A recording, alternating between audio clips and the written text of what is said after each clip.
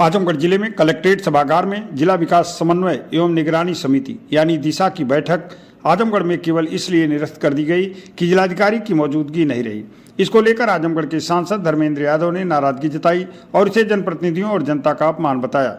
इसे लेकर सियासी और प्रशासनिक माहौल काफी गर्म रहा।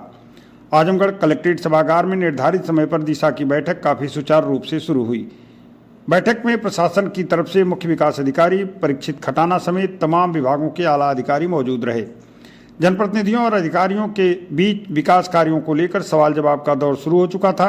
इसी बीच बैठक की अध्यक्षता कर रहे सांसद धर्मेंद्र यादव ने जिलाधिकारी की अनुपस्थिति पर सवाल उठाया।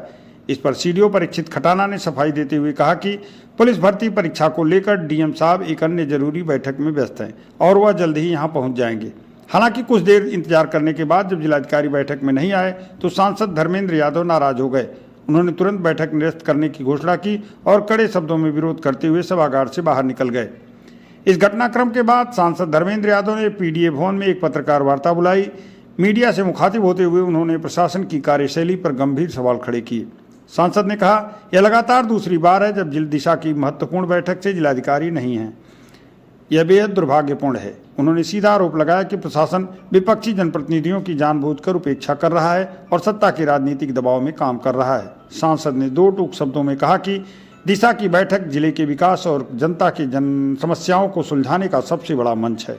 इसमें जिले के मुखिया का ना आना यह दर्शाता है कि उन्हें जनता के मुद्दों की कोई परवाह नहीं है। बाकी बातें आप सुनिए सांसद धर्मेंद्र यादव ने क्या कहा। पिछले काफ़ी समय पहले माने आज से लगभग 10-12 दिन पहले माननीय जो दिशा के हमारे उपाध्यक्ष हैं आदरणीय दरोगा जी, हमारे सभी सम्मानित विधायक जिले के और खुद जिलाधिकारी और सीडीओ सभी लोगों की सहमति लेकर आज 5 तारीख को दिन 2 बजे दिशा की बैठक तय की गई। और ऐसा नहीं था कि कोई पूर्व सूचना या कोई सहमति नहीं थी, सभी की सहमति थी। और सहमति के बाद जब बैठक में पहुंचे तो मैं समझता हूं एक मत होके केवल समाजवादी पार्टी के ही माननीय जनप्रतिनिधिगण ही नहीं बल्कि उस बैठक के अंग जितने भी दलों के लोग थे या प्रतिनिधि थे, सभी का गुस्सा एक बात पर एक मत थे और सहमति थी इस बात को लेकर कि जब बैठक समय से निर्धारित की गई, सहमति ली गई, तो आखिर जिलाधिकारी महोदय बैठक में आने से क्यों बचते हैं। अध्यक्ष के तौर पे हो सकता है हम अपनी तरफ से इस बात को नहीं भी कह रहे थे और न मैंने कहा, लेकिन सारे जब माननीय जनप्रतिनिधियों ने इस मुद्दे को उठाया और सहमति व्यक्त की कि आज की बैठक निरस्त होनी चाहिए। आखिर जनप्रतिनिधियों की इतनी गंभीर बैठक जिसमें केंद्र सरकार की 50 से ज़्यादा योजनाओं की समीक्षा के ये बैठक 3 महीने के अंदर होती है अमूमन।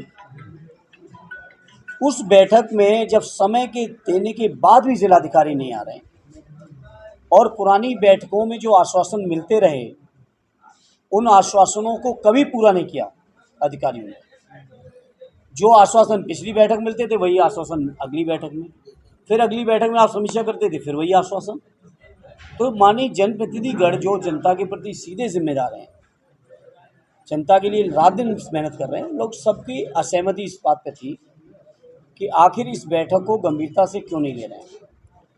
हालांकि मुझे बहुत अनुभव है, इस अनुभव के आधार पर तो जानता ही हूँ कि जो कुछ भी हो रहा है ये कोई जिलाधिकारी या व्यक्ति की बात नहीं है, ये बात पूरे सरकार की है और केंद्र और राज्य की जो सरकारें चल रही हैं ये अधिकारियों के माध्यम से जनप्रतिनिधियों का हमेशा अपमान कर रही हैं। केंद्र में भी कर रही हैं, बड़े बड़े मंत्रियों का भी हो रहा है। उत्तर प्रदेश के अंदर भी मंत्रियों के नहीं सुन रहे हैं, सर उनके विभागीय अधिकारी नहीं सुन रहे हैं, आपको सब जानकारी है। जिलों में भी नहीं सुन रहे हैं। लेकिन हम समाजवादी लोग उस स्वभाव और नेचर के नहीं हैं कि अधिकारियों के इशारों पर हमारे जनप्रतिनिधि चलने वाले हैं। और ये आजमगढ़ जनपद, इस जनपद ने कभी अंग्रेज़ों की गुलामी को नहीं स्वीकार किया, इमरजेंसी को स्वीकार नहीं किया, किसी ने भी तानाशाही की उसको स्वीकार नहीं किया। और ये जनपद समाजवादी जनपद, यहाँ के प्रतिनिधि कैसे स्वीकार कर सकते हैं इस तरह की चीज़।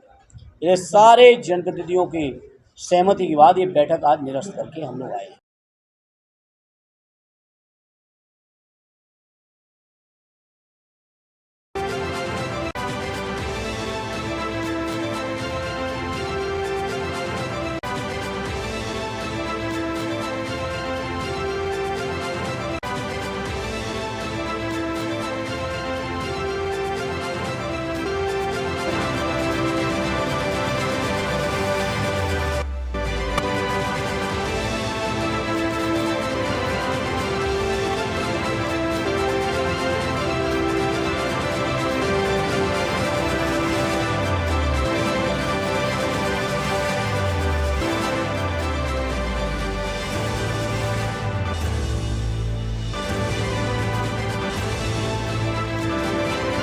नर्सिंग में करियर बनाना चाहते हैं लेकिन सही कॉलेज की तलाश है?